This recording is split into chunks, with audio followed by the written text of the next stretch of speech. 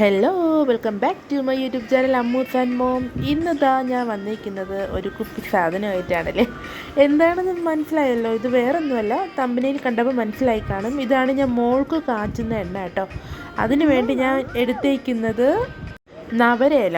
ചിലയിടത്ത് പനിക്കൂക്കിയെന്നും പറയും കേട്ടോ, ഈ പറഞ്ഞ നവരയിലേനെ. അപ്പോൾ കുറച്ച് നവരയില, തണ്ടൊന്നും വേണ്ട കേട്ടോ, ഇല മാത്രം മതി. അതിനെ നന്നായിട്ട് വെള്ളത്തിലിട്ട് കഴുകണം.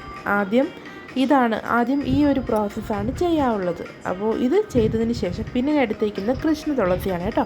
കൃഷ്ണ തുളസി ഇല മാത്രം ഇതുപോലെ നുള്ളിയെടുത്ത് ഈ വെള്ളത്തിലിടണം. അതോടെ പൂ എടുക്കാൻ പാടില്ല കേട്ടോ.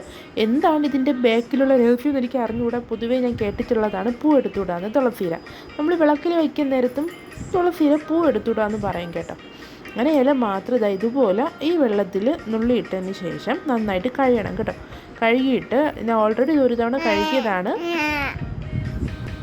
പിന്നെ ഇതുപോലെ വെള്ളത്തിലിട്ട് നന്നായി കഴുകിയതിന് ശേഷം ഒരു ജാറിലേക്ക് ഇട്ടതിന് ശേഷം വെള്ളമൊന്നും ഒഴിക്കണ്ട കേട്ടോ.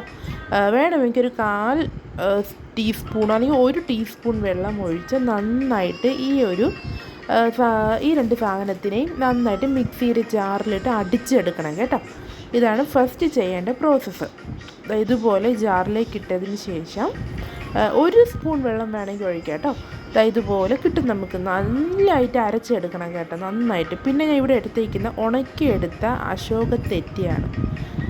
ഇതിപ്പം വലുതായിട്ട് കിട്ടില്ല, വലുതായിട്ട് കാണാനുമില്ല. പക്ഷേ കിട്ടുന്ന സമയത്ത് എടുത്ത് വെച്ച് ഉണക്കി വെച്ചാൽ നല്ലതാണ് കേട്ടോ. അതും ഇതുപോലെ ഞാൻ വെള്ളത്തിലിട്ട് നമുക്ക് ഉണക്കാതെ പച്ചയും എടുക്കാം. പക്ഷേ ഇത് ഞാൻ ഒരുപാട് കിട്ടിയ സമയത്ത് ഉണക്കി സൂക്ഷിച്ച് വെച്ചതാണേ. അപ്പോൾ ഇതും ഞാൻ കുറച്ചെടുത്ത് വെച്ചിട്ടുണ്ട്. അതും ഈ ഒരു മിക്സിലോട്ട് ഇട്ടിട്ട് നന്നായിട്ട് അരച്ചെടുക്കണം കേട്ടോ. ഈ ജനിച്ച് വീഴുന്ന കുഞ്ഞുങ്ങൾക്ക് മുതൽ നമുക്ക് ഈ എണ്ണ വേണമെങ്കിൽ ഉപയോഗിക്കാം. വേറൊരു പ്രശ്നം വരില്ല കേട്ടോ ഈ എണ്ണയ്ക്ക്. ജനിച്ച് വീണ് ഒരു 3-4-5 മാസം കഴിയുമ്പം തൊട്ട് നമുക്ക് ഈ എണ്ണ ഉപയോഗിക്കാം. ഒരു പ്രശ്നമില്ല. കുട്ടികളുടെ ദേഹത്തുള്ള ചൊറിച്ചിൽ, അതുപോലെ കരപ്പനൊന്നും വരാതിരിക്കാൻ വേണ്ടിയിട്ട് നമുക്ക് ഈ എണ്ണ ഉപയോഗിക്കാം കേട്ടോ.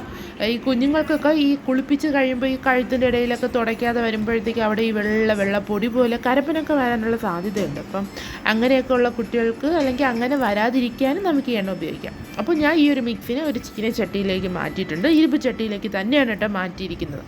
എൻ്റെ ബാക്ക്ഗ്രൗണ്ടിലൊരു മ്യൂസിക്കാണ്, വേറൊന്നുമല്ല, മോക്കിട്ടേക്കുന്നതാണ് കേട്ടോ. അല്ലെങ്കിൽ ആൾ ഭയങ്കരമായിട്ട് എന്നെ ഇറിറ്റേറ്റ് ചെയ്തുകൊണ്ടിരിക്കുകയാണ്.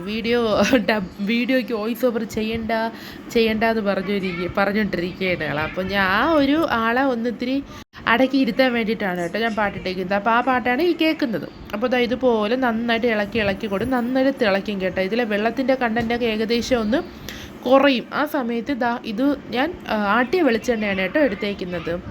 ആട്ടിയ വെളിച്ചെണ്ണ നേരിട്ട് മില്ലിൽ നിന്ന് വാങ്ങിയ എണ്ണയാണ്. അപ്പോൾ അത് ഇതിലേക്ക് ഒഴിച്ചു കൊടുത്തിട്ട് നന്നായിട്ട് തിളപ്പിക്കണം. നന്നായിട്ട് തിളച്ച് വരുമ്പോഴത്തേക്കും നേരത്തെ ഓൾറെഡി പച്ച കളറായിരുന്ന നമ്മൾ ആദ്യം ചേർത്ത ആ മിക്സ് അത് നന്നായിട്ട് ഈ എണ്ണയുമായി ചേർന്ന് നല്ല പൊടി പോലെ ഉണങ്ങിയതുപോലെ വരും കേട്ടോ. നന്നായിട്ട് ആ എണ്ണയുമായി ചേർന്ന ഇതുപോലെ നല്ല തിളപ്പിച്ചെടുക്കണം.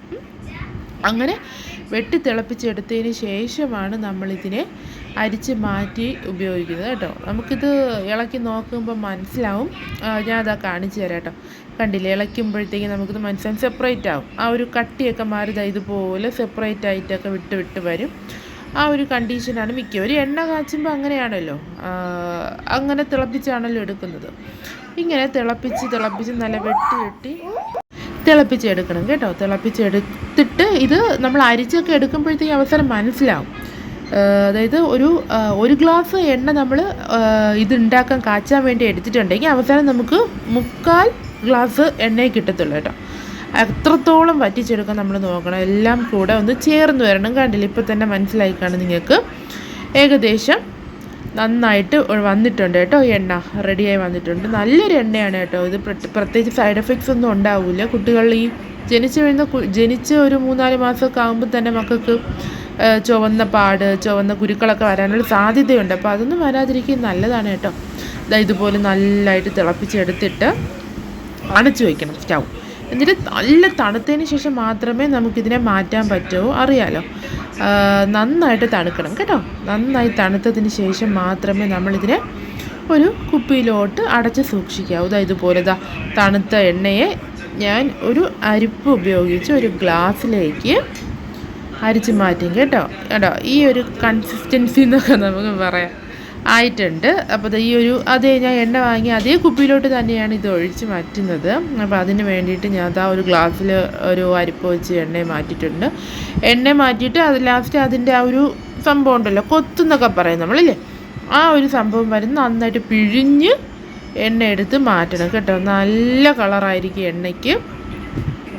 അത് ഗ്ലാസ്സിലെടുത്തതിന് ശേഷം ആ കുപ്പിയിലോട്ട് തന്നെ ഞാൻ മാറ്റി അതിൽ തന്നെയാണ് സ്റ്റോർ ചെയ്യണം. അപ്പോൾ നല്ലൊരു എണ്ണയാണ്, നമുക്കിത് പരീക്ഷിക്കാവുന്നതാണ് കുട്ടികളിലൊക്കെ.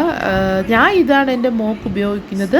എല്ലാ പേർക്കും ഇത് ചിലപ്പം കുട്ടികളിൽ ശരീരത്തിന് ചേരണമെന്നില്ല. ചില കുട്ടികൾക്ക് ഇത് ശരീരത്തിനോട് ചേരില്ല കേട്ടോ.